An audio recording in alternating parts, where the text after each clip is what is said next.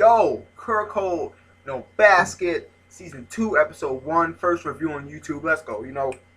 I don't think I've waited for a series to come back so long. It seemed like so long I went without Kuroko no Basket.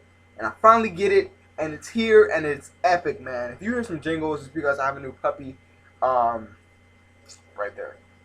But, yeah, Kuroko no Basket, let's get right into it. The season starts off with an epic intro, pretty much genius, dude. Like, it's amazing animation, amazing song. It has a scene where fucking Kagami is dunking on Midorima, and it's all because, this shit is epic. I mean, how else do you say it? That transitions into the teams we mainly focused on last season, towards the end of last season, and the generation of miracles we were introduced to, like Kisei, Amine, Midorima, and Kuroko, just basically those dudes. And of course you're going to see a lot of Kuroko in this episode because, he's on Saren. But this episode is mainly focused around Kagami. We get a backstory of Kagami, and we get some emotional depth and addition to his character.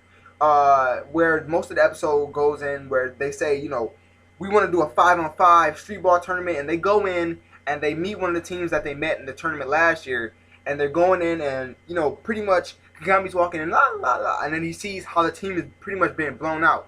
And the dude that turns around and is responsible for blowing out his team is his brother. Now, this is not his blood brother, but the story explains that, Kagami did not know how to play basketball. The dude that taught Kagami how to play basketball is now in the series. And his name is Tetsuya. And it's like Kuroko's last name, Tetsuya. And all this stuff goes on where he teaches Kagami how to play basketball, and Kagami finally makes friends, and they make a vow to each other to become pretty much like brothers, and that explains the ring on Kagami's neck and Tetsuya's neck. And it becomes to a point where the student overcomes the teacher, and Tetsuya's like, well, if you keep beating me, the record was 49-49.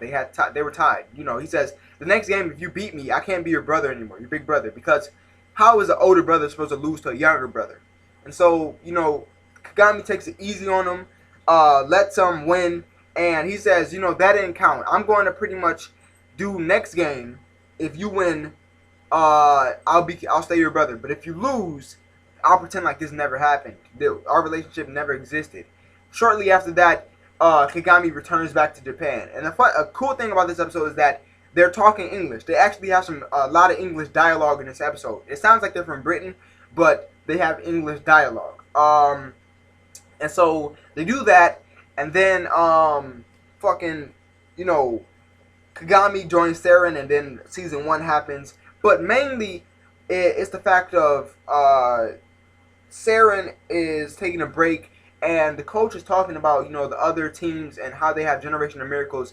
And today, in this episode, we get introduced to another Generation of Miracle, Murasakibara. I don't know really how to pronounce his name, but the dude with the purple hair who's extremely tall that we see towards the end of the episode. We see him, and we get glimpses of Akashi, who is the leader of Rakuzan, which is the #1 team that went home with the Winter Cup last year.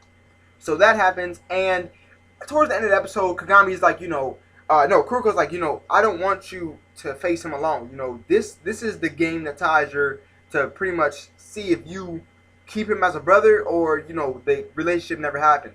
And he's like, I don't think you can face him alone. You're strong, but this dude has a presence of a Generation of Miracles member. And Kagami's like, yeah, I already know. So, pretty much, the dude with the purple hair is playing now. He comes back from the grocery store.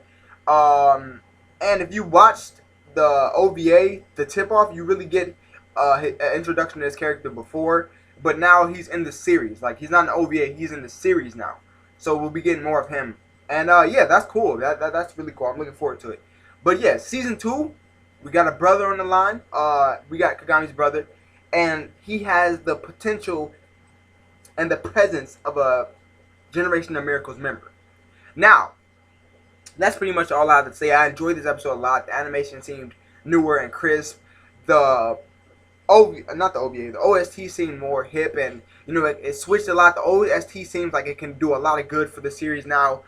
And yeah, that's pretty much it. Comment down below what you think about Season 2, Episode 1, Kuroko no Basket. Like the video if you enjoyed it. Subscribe if you want to see more Kuroko no Basket related things. And yeah, peace.